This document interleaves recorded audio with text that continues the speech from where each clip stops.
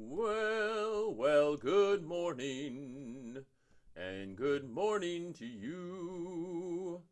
How are you doing?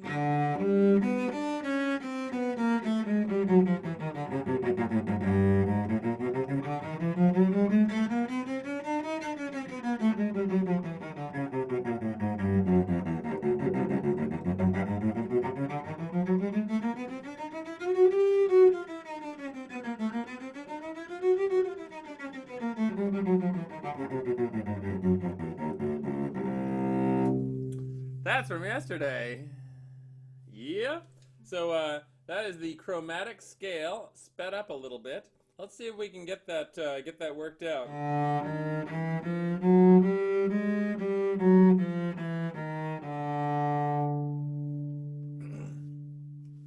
So let's try an open D. Oh, let's tune.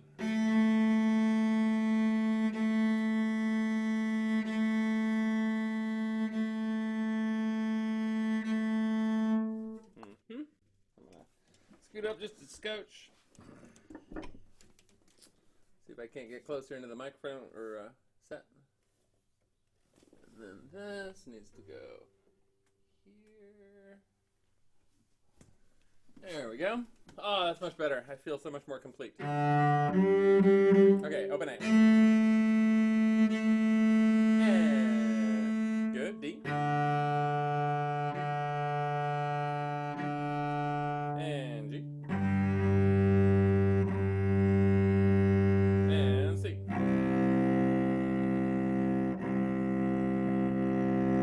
All right, so let's do a few little house cleaning things. I'd like to make sure that bowings just completely rock. No. Okay. And to that end, will you take your thumbs and will you stick them up over here with your bow in your left hand, and then, excellent, excellent. Will you come over here and pull and put this finger right in here? Okay, and that will sort of dig in nicely. Oh yeah, let me just change this here. Let me just there we go. So the thumb will come in kind of like this and be hooked into the side, but it also kind of slides out a little bit, like it could easily slide this way or that way, and it'll want to slide this way out when it doesn't fit through the hole because it's going through sideways. I've seen a few bow holds in um, bow positions in like Baroque music, and other people who, for instance, are holding the bow by the leather and holding it way up here, so that the third finger touches the ferrule, and then the fingers are across like this, and now the stick, as you can see, is touching. I'm holding this right in the middle of the leather. So I've seen a few people with that, and I saw not you all, but like people on YouTube, famous cellists and stuff. I think Yo-Yo Ma's got kind of a third finger over here idea.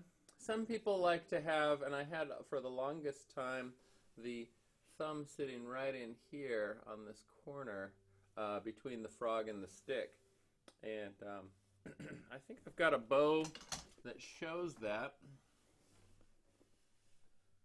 Oh yeah, this is a bow that I've had for a long time, and let's see if I can get the right.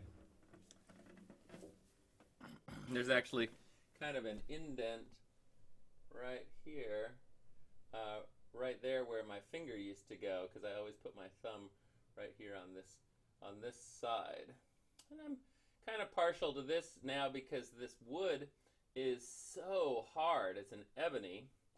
It's among the hardest woods made, or that grows from the ground, and I kind of like using that because it's a harder wood than even this rosewood, or sometimes they'll use Pernambuco wood. Have you ever heard that term, Pernambuco? So Pernambuco is a wood that comes from Brazil, and it was discovered as like the best springy bow wood for since the European discovery of Brazil. And they took this wood back on ships, and they used it for all kinds of things, but it really fell into favor with the bow makers. Now, the Pernambuco is endangered now because of the end of the rainforests and the burning down of the rainforests, and so they have stopped the export of Pernambuco wood, and so it's basically we're down to what bow makers have sort of in stock from what they originally had. But it's sort of the ideal wood for bows, and I believe this is a Pernambuco wood because this bow is actually Brazilian, made by a Brazilian maker. Now, this bow right here is made out of graphite, and so it's black or dark gray, and it's a little bit lighter, and I find it balances a little bit nicer. In this case, I feel like the man-made material is just a little bit more fun for me to play.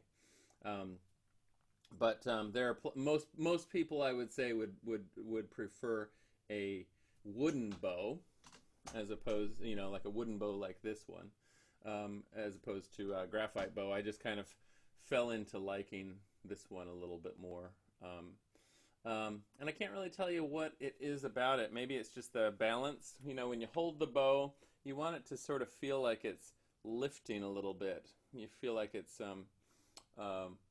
building up, or like it has a life of its own. And this one sort of really did it for me. This is by a German company called Arcus, A-R-C-U-S, and this is Sequeira. The bow maker's last name is Sequeira, and he's Brazilian. It may still be alive. I've had the bow for a long time. But there are a real center of bow making is in Port Townsend, Washington, which is kind of fun. There are a couple of world famous bow makers in Port Townsend, and they're really known for that kind of cool skill. And then in Portland as well. I'm sure there are some bow makers here in Seattle, but I just don't know them as well. And it's a whole world apart from the cello. We think of ourselves as cello players, but once you get a cello, then you got to think like, ooh, what's a bow that really goes nicely with this cello? And sometimes the bows are quite expensive. On lower end bows, you'll have. Let me go grab this one.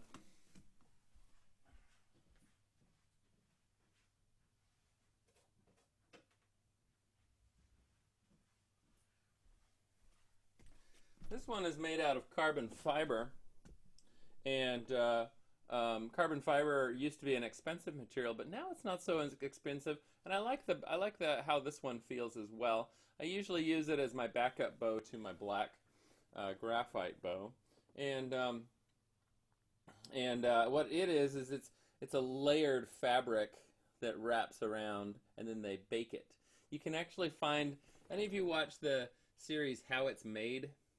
There's actually a video on how it's made, and you can find it on YouTube, of how they make carbon fiber cellos, and I believe also bows. They make violin bows, so you can look that up on the YouTubes. I'll say that like an old person. Okay, hair typically, as we've spoken of before, comes from horses, typically in France. And they have white hair. They have these special horses that have white hair. There's also black hair that you can get, which is a little bit coarser, and it makes a sort of a grittier sound. And some cellists like to have that black hair, but most cellists like to have sort of a more warm, velvety tone, or at least that we think that it comes as a more warm and velvety tone. And so we go with this white hair, which has a finer grit. On more student bows, you'll find a synthetic material, it's a sort of a plastic that has grit on it, little feelers. Those work great. You'll find them a lot on your fiberglass bows. And I would say the range of prices typically goes like fiberglass bows are sort of what you find at school, and they're great because they don't break, and they are generally really well balanced for a student, because you don't want a bow that's super heavy. Later on, certain cellists might want to have something that's heavy or weighted in a certain way, and that's personal preference. Like this one I bought when it's pretty heavy, like right in here, and I bought it and I loved it because I felt like I was getting the biggest sound. And I played it for like 10 years, and after a while I was like, I need something that maybe feels a little bit more easier to get around with. So I got this one, and so you'll collect them. They don't really go bad. You know, I mean, they can always be used for things. And I've got a few like really bad bows sticking over here in this drum. Drum. Let's see if I can see that from over. No, I can't quite see. But there are a few bows that I use for just like percussive techniques. There you go.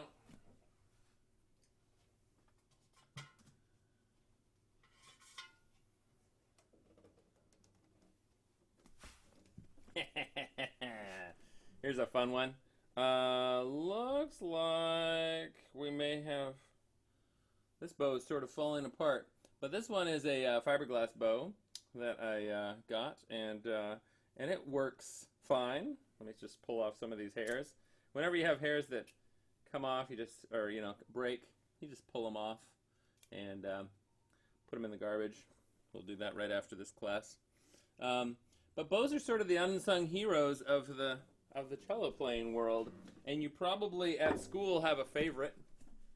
You know, like you search around among the pile of cellos and bows and the racks of cellos and bows to find the one that you really like the best. But let's see if we can tell the difference a little bit. So here is this,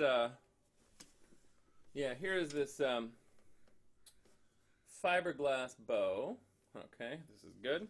And I'm going to play a D scale. And let's see if you can hear over the Zoom webs.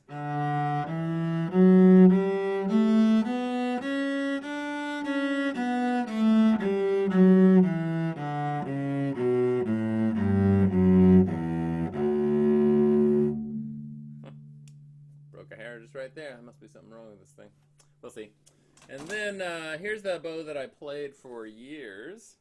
And it was my favorite. I went to college with this one, and I just love it.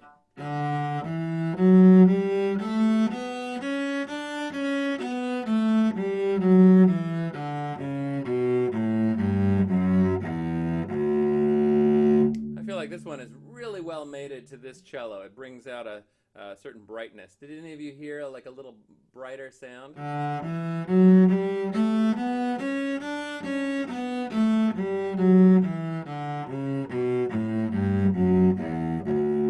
So this one you might buy for like in the neighborhood of like $800 to $1,000, somewhere in there. And then this one you might get for like maybe $100.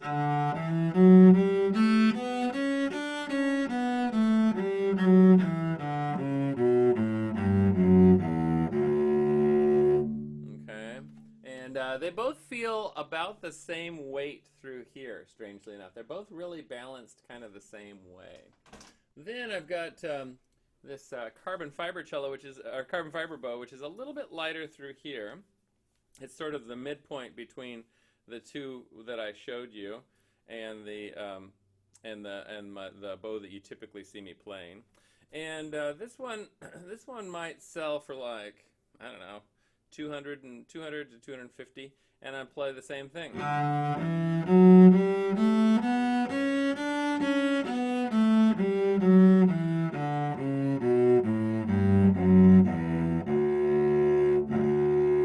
as you can see, it's got a certain brightness to it. I think there's something about the way that the material and the wood actually vibrates along with the hair and the strings that it allows the sound to sort of burst forth.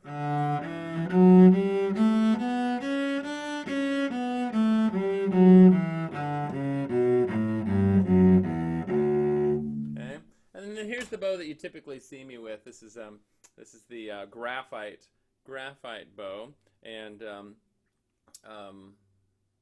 don't know what else to say about it. I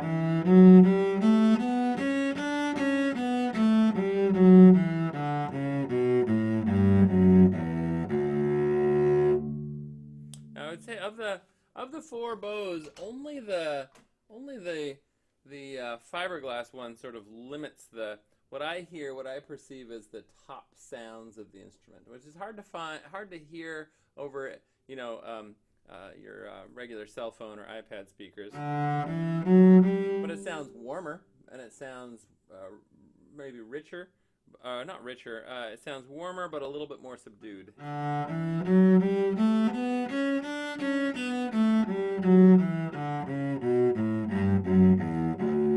And then go back over here, and this is my sort of preferred.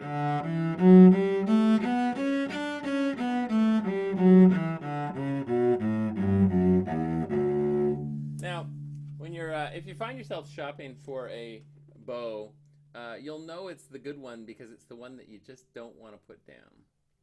And it's the one that just feels, you don't really understand why it feels better. And it's not dependent on price. Sometimes a less expensive bow will just sound better than on your cello than the more expensive bow. And I can't really figure out why that is. Sometimes it'll just feel like, this is my bow. And that's really how I feel about this one. So I hope I can keep it for a long time. Hope it works out just great. So any questions on bows? Yeah? Are you happy with the bows that you've got in your hand? Oh, good. Okay, great. Sometimes if your cello is a rental, you might say, like, if you're getting kind of tired of, like, if you feel like maybe the instrument is somewhat holding you back, you can exchange for a different cello or a different bow really quite easily. They just trade you one for another. And you can just go down to the shop from where you rent, and you can say, like, this one isn't really working for me.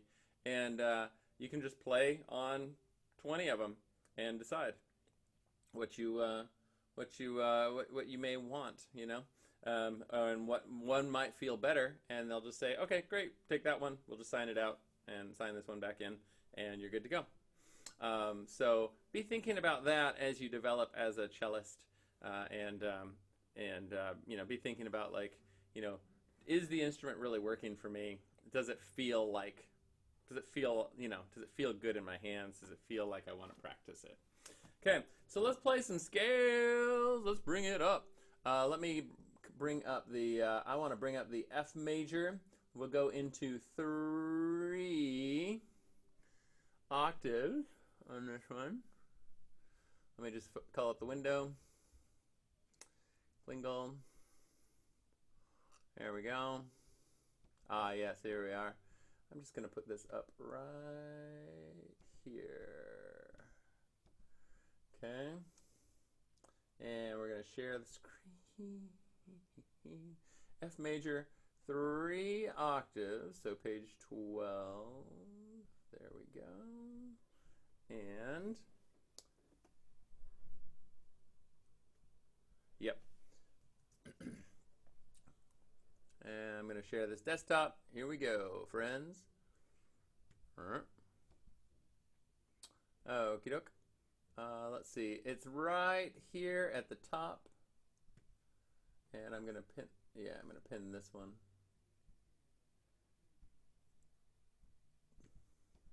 Okay. And here we go. Ready, everybody? Let's play from here. Now, there's the things to look out for. We're going to go into tenor clef. This C goes to this D. This is one step higher. Okay, we'll be shifting up to the 3rd position. Excuse me.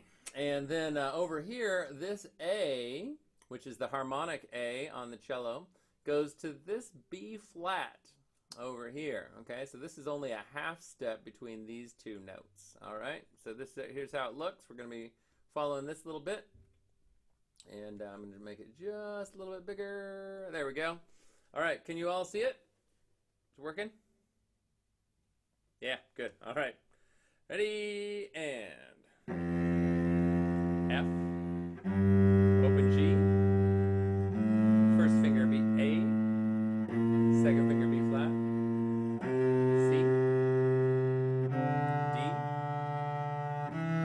E natural, then G, open A, reach back B flat, C, D, and then E. This is the 4 in the tenor clef, F, first finger G, A, now B flat, C, D, E, and F. Here's E natural, D natural, first finger, C, second finger, B flat, first finger. Now I'm going to do a thumb harmonic. Now fourth finger G in fourth position, F2, E natural, D4, first position, C, B flat, A, G, F natural. Good. Now let's pause just for a moment there. I'm gonna see if everybody's got the same kind of sound here, and I'm gonna go to. There we go. I wonder if I can make this longer. Can't quite. Oh, there we go. Yeah. Okay, good.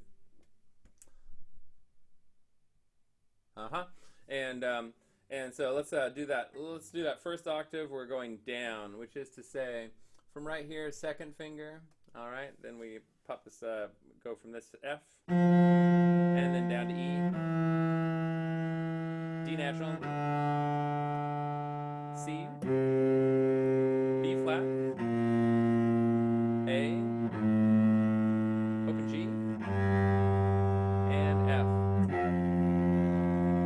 Now this is the lowest F we have on the instrument, but there are still notes in the scale that go down. So for instance, in F scale we have an E third finger, a D in the first finger, and then we have an open C. So let's go down to the lowest note within F major. Here's our F.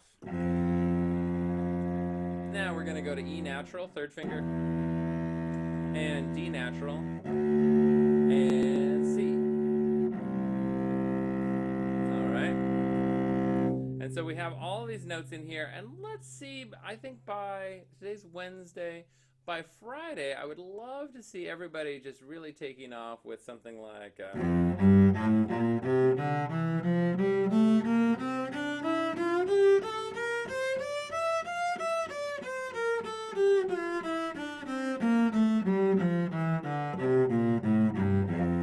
Anybody want to try?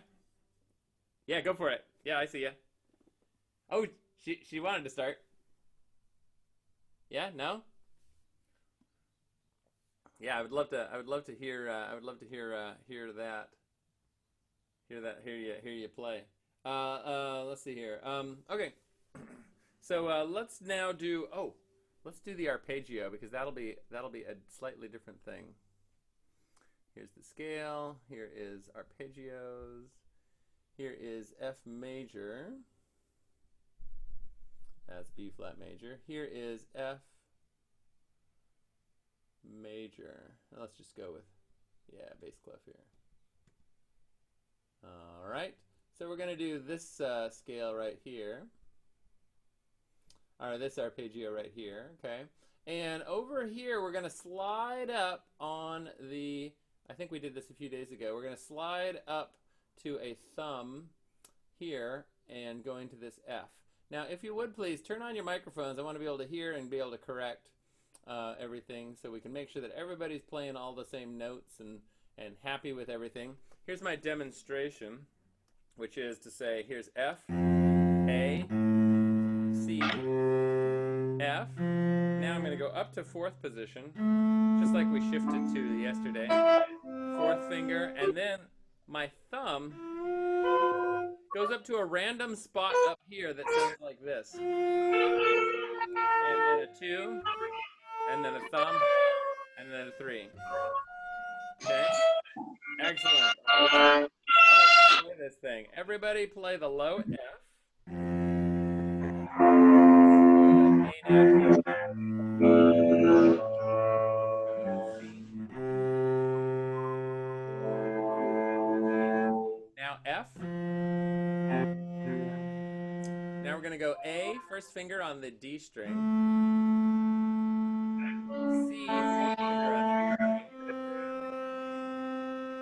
Now we're going to go thumb.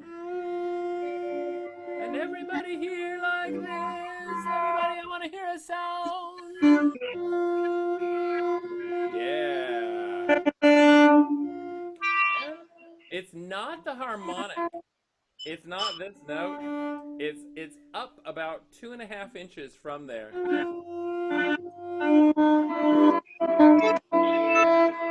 And what you want to do is stick out your thumb like this, make it real strong, and then bring it over and say like, oh, it's kind of middle. It's not thumbs up. It's not thumbs middle. Then take thumbs middle and stick it over here. You sort of guess where it is. It doesn't matter. Use your ears. And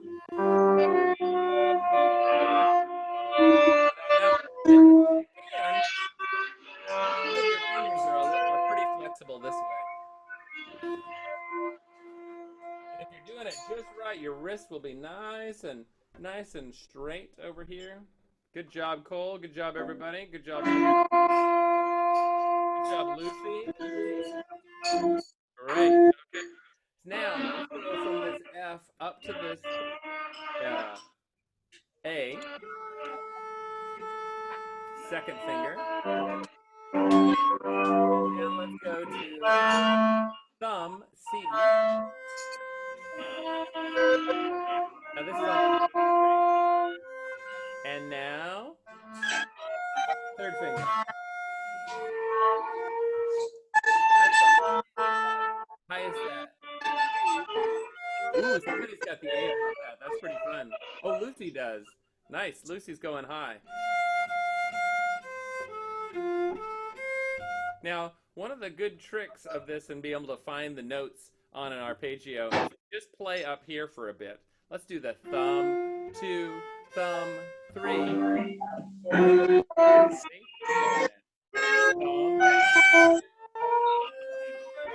Yeah, this is what we want to hear.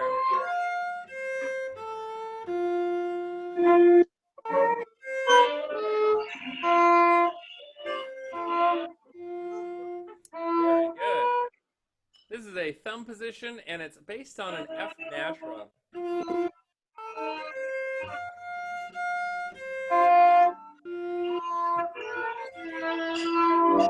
Yeah, I'm hearing good stuff from people. Yeah. Good. Now let's start right here at this highest F. And this is the highest one on the third finger. And let's come down. Ready? Here's third finger's F. Thumb C. A. Thumb F. We're going to go down to the C four. First finger A. Second finger F. Fourth finger C. Good. Fifth finger A. And fourth finger F. Yeah, good. So if you want to, you can do the whole thing together as yourself.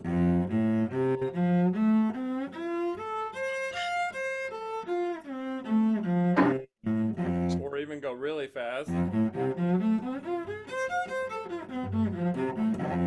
Or something like that. I'm going to call this back up and then ask for ask for questions.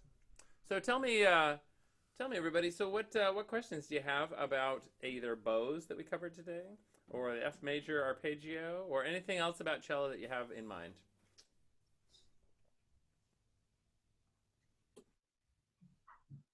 All your answers are you have all the answers, right? Cole, you got one? No. Nope.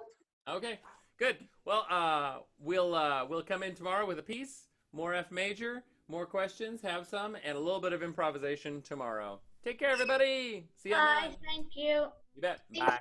you.